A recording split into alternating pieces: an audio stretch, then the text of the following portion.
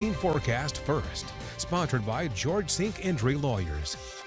The time now is 6:30, and thanks for joining us here on News 13 or staying with us. Main headline of this morning is that there is more storms to come. There has been a few this morning. Right now, everything has winded down. There was a severe thunderstorm warning in Scotland County. It's the first day of school for Scotland County, so maybe not the best start, but thankfully that storm has moved northeast and the county is currently dry. Most of the area right now is dry, but we are going to get a ramp up in activity, especially closer to the beaches during the afternoon.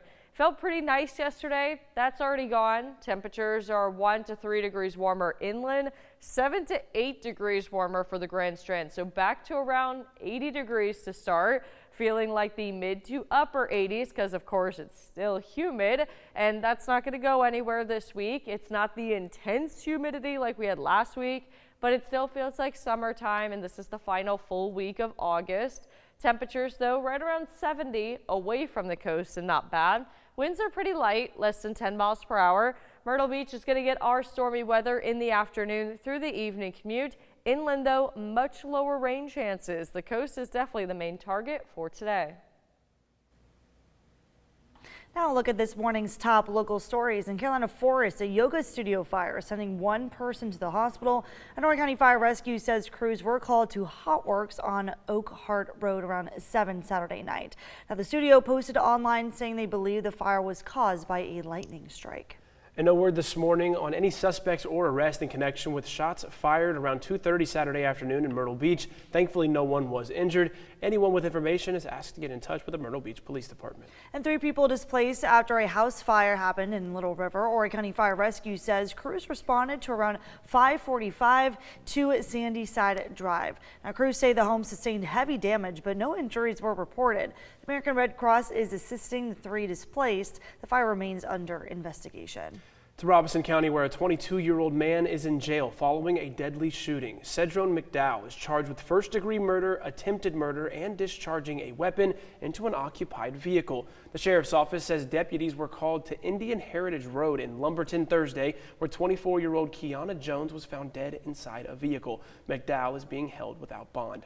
This morning, the search continues for a person wanted in connection with an armed robbery that happened at a bank on Friday. Take a look at your screen now. Police say that this man wearing dark clothing, a ball cap, and a surgical mask stole an undisclosed amount of money from the Conway National Bank on North Kings Highway. Now, anyone with information is asked to call the Horry County Police Department. You can take a longer look at these pictures at WBTW.com. And the Pawleys Island Community Church says its children's ministry will start back up again. Operations were paused after the arrest of several church leaders who authorities say knowingly allowed a convicted sex offender, Warren Perry, to volunteer at the church and school. Church leaders say all staff volunteers working with children will have to complete an in-depth background check and complete sexual abuse prevention training. The church says it's also partnering with Ministry Safe, an organization focused on preventing child sexual abuse. And you can find that part of this story and all of our coverage on this case right now at WBTW.com. Well, Saturday marked 1 year since the death of Horry County Police Surgeon King Hemingway. He worked with the department for 22 years, serving with special victims and homicide units, professional standards, and property crime. Now, last week, Surgeon Hemingway's sister, Lenora Bellamy, was presented with the Chief's coin and a framed memorandum. His badge number will be retired in his honor. Hemingway died from a health battle. News 13 on-time traffic, sponsored by Joy Law Firm. Just call Joy. The time now is 6:34 and traffic flows do remain quiet. A lot of students are going to be starting to head to the bus stop right now. It's not raining in Horry County. Visibility is pretty good. We're starting with some clouds though. You have a live look at 501, 2 different sides. Gardner Lacey and Myrtle Ridge, very busy intersection, but Carolina Forest High School is nearby there. And then more south of that in Fantasy Harbor, the roadway does open up a bit more. The drive time is 8 minutes from Mr. Joe White to 82nd Parkway.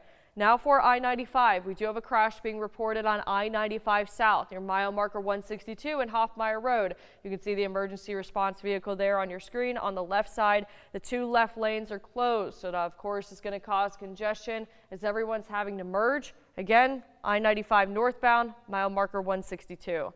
For downtown Florence, it is 3 minutes from 5 Points to Irby. Jevin, Gabby. Hannah, thank you. And over the weekend, a trade war between the U.S. and Canada escalated. Yeah, President Donald Trump says he's putting a 50% tax on $20 billion of imports from Canada. News Nation Washington correspondent Vinay Simlot joins us live with what that means for you. Vinay, good morning. Gabby, Jevin, good morning to both of you. Now, these tariffs will likely raise the prices on a lot of Canadian imports that people buy here in the United States. The Canadians have also responded saying they will tariff American goods, dollar for dollar, matching the tariffs imposed by President Trump.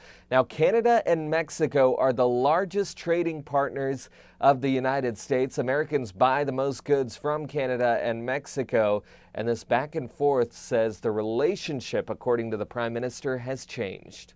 America is trying to break us so they can own us. The Canadian Prime Minister says he walked away from negotiations with the U.S.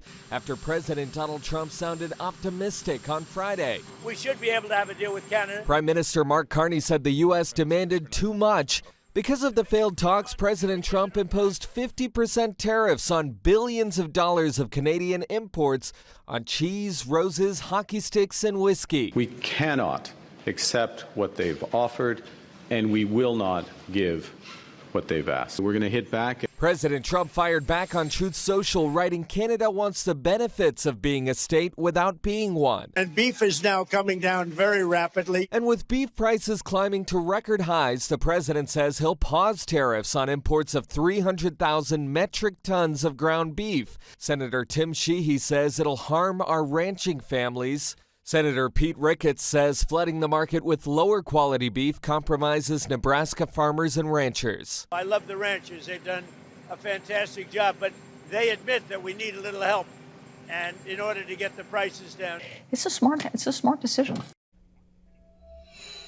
And there are a few reasons you're paying more for beef. Analysts say the main one is the size of the cattle herd here in the United States, and that's been affected by the New World screwworm, concerns over that parasite that's been found both in Mexico and the United States, and also because of the drought going back years and concerns about a future drought. So opponents of the president importing this beef say that it would affect farmers and ranchers who are trying to responsibly grow the herd here in the U.S. Jevin, Gabby? All right, Vinay, thank you so much. Well, in a new interview, President Trump seemed unconcerned that he's hit a new low with approval ratings. Yeah, the president making these comments in a sit down with his former fixer, Michael Cohen, saying he doesn't believe the negative polling. Now, it was a major reconciliation for the two men after Cohen testified against President Trump in court, later recanted his testimony. Now, they discussed a range of issues, including the economy. Yeah, and this issue is front and center this election cycle, with Democrats using affordability concerns to attack the Republican Party. But President Trump expressed confidence in Republicans and their candidates. I think that we're doing really well in the polls, the real polls. If I were running today, I think I'd win by 25 points. I think we'd win by a lot. The economy has never been stronger. When I endorse somebody running for the Senate, when I endorse somebody running for Congress, almost always they win. Almost always, even if they have a huge deficit. And I pick a lot of people that are not incumbents. I mean, I pick people that a lot of people never heard of, and they win. Now, President Trump also weighing in on AI data centers. Both parties endorse stricter policies against centers amid growing public pushback. President Trump, though, taking the opposite stance, saying communities that don't take a data center are making a mistake.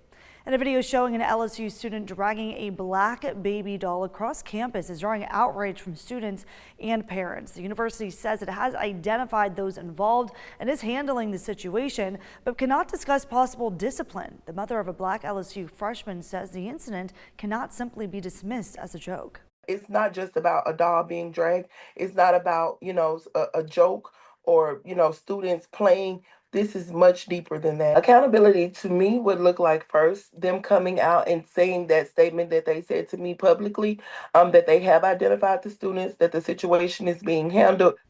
Now, students also say the university's silence could send the wrong message about what it will tolerate on its campus. And topping national headlines, a judge has denied a new trial for Carmelo Anthony, who's convicted in the 2025 stabbing death of a teen at a track meet. The motion came after 2 days of hearings. The 19-year-old urged he acted in self-defense when he stabbed 17-year-old Austin Metcalf.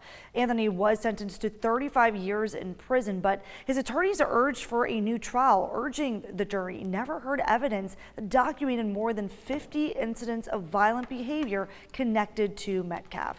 Now, Anthony's defense says they will appeal. Wildfires ripping through parts of Nevada. Just ahead, a look at the damage as thousands of residents are forced out of their homes.